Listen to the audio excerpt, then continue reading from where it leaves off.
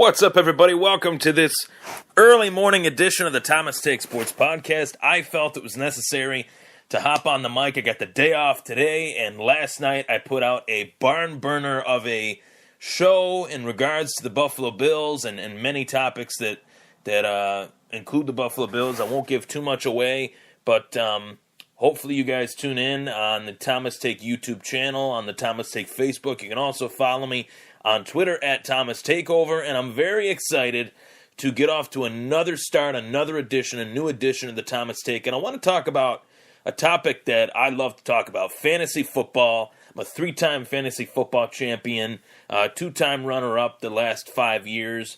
So I'm very excited to talk about a subject that I love to talk about. I love taking part in fantasy football year in and year out.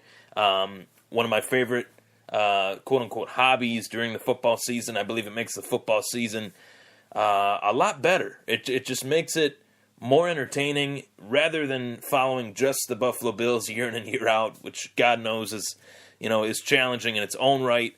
I'm able to kind of follow the players, gives you a better grasp on the players in the league, and really broadens the horizons of an NFL fan. So that being said, I wanted to talk about fantasy football trading and some of the negatives, pluses, and minuses of fantasy football trading. Currently, obviously, the season has yet to start. We haven't started the season yet. We have, one more week left of the preseason, and then September 10th, the season kicks off Sunday, but actually it kicks off on Thursday, I believe. I don't know who's playing on the NFL kickoff day, but anyway, season kicks off next week, and my league, my fantasy football league, Lockport Fantasy Football, I'm from the town of Lockport, New York, which is just outside of Buffalo. We are starting our 8th season, my 8th season of my league, 8th season, in which I am the defending champion. I'll be picking 10th, but I've also participated in a couple other leagues, also participated in my buddy Zach's league, the MyFantasySportsTalk.com league, the work league that I'm in for my job. So I'm participating in a couple different leagues, and mainly because of the fact that I wanted to really get a grasp on the draft board. Rather than drafting just one draft, I wanted to kind of get my P's and Q's together, kind of figure out who I should take, where they should be taken, which players should I not reach on, which players should I reach on, and so on and so forth. So I've kind of experimented. I have 3 different teams out there, actually 4 different teams out there now, and I will have 5 come the start of the season.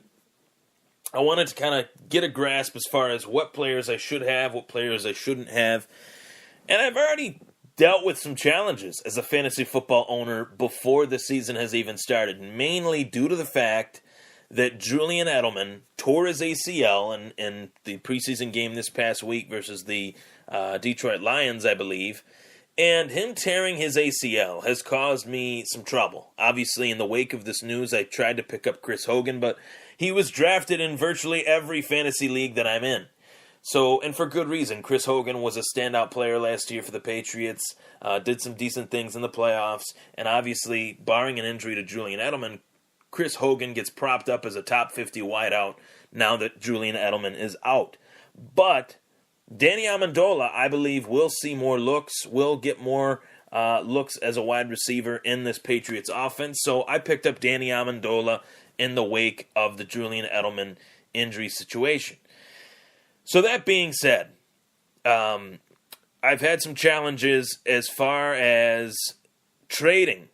And trading is always a tough subject in fantasy football. But I'm here to give you guys some tips on how you can cinch yourself a trade inside the world of fantasy sports, inside the world of fantasy football. What I try to do, if I am trying to make a trade with another owner in a fantasy football league, I try to find the common denominator that is already on the other owner's team.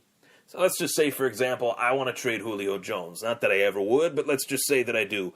I want to trade Julio Jones. I want to trade him to a team that has Matt Ryan. because that would benefit that owner. He would have a combo of Matt Ryan and Julio Jones, arguably the best quarterback wide receiver combination in fantasy football in the NFL, realistically. So that is what I try to find. Last year I made a trade in my league for Ezekiel Elliott. In my league, one common denominator that is not really in many other leagues is draft pick trading, where you're able to trade draft picks. I traded a third-round selection and a 10th-round selection along with Lamar Miller. Lamar Miller for Ezekiel Elliott, a third-round selection, or a sixth-round selection. Ezekiel Elliott, a sixth-round selection, and a 12th-round selection. So I moved down 3 rounds in the process of trading for Ezekiel Elliott. And that was okay because it led me to, one of the many reasons it led me to winning a championship, besides the fact that I had Jay Ajayi and Des Bryant and Julian Edelman and Tyreek Hill and Tom Brady on my team, along with Greg Olsen. I had a stacked stellar team last season. So right now I'm in a bit of a bind. Now that Julian Edelman is out, I have to find a wide receiver. Currently, if I go and look at my team in this league, which is Brett Favre for president, I have a contingency of players that I'm not too thrilled with. Golden Tate, Corey Coleman, Zay Jones, currently, are my 3 wide receivers. Now, granted, this is the league in which I do have David Johnson, LaShawn McCoy, and Jay Ajayi as my starting running backs, along with Tyler Eifert as my starting tight end. But I do have Cam Newton as my starting quarterback. I'm trying like hell to trade Cam Newton for a receiver. I want to let it be known, in the Brett Favre for President League, Cam Newton is available. I'm looking to send him packing. If anybody has any interest, let me know. Let's make a deal. I'm looking to add a wide receiver to my roster to bolster my team up a bit, make my team better, and I really think this is the only way to do it. But much like any other season, teams, if you're playing in a league with 10 people, with 12 people, with 14 people, with 8 people, you have to have teams that are willing to trade. Without that, things can get very boring very quickly inside the world of fantasy football.